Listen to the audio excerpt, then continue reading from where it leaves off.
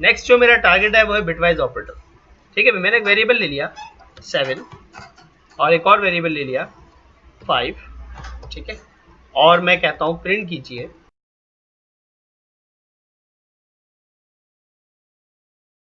Document dot write A and B. अब single and ampersand है, ये बिटवाइज एंड है।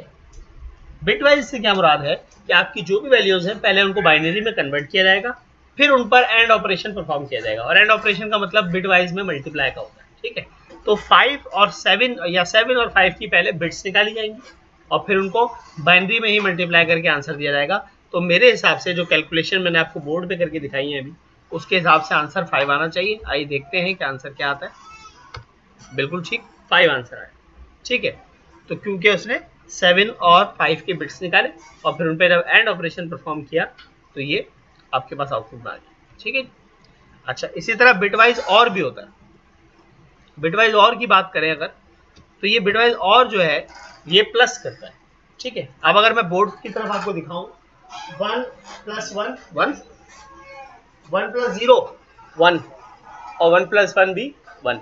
तो अगर तीनों प्लस कर लिया जाए तो यहाँ तीनों जगहों पे 1 आ जाए। इसका आंसर अब 7 आना चाहिए।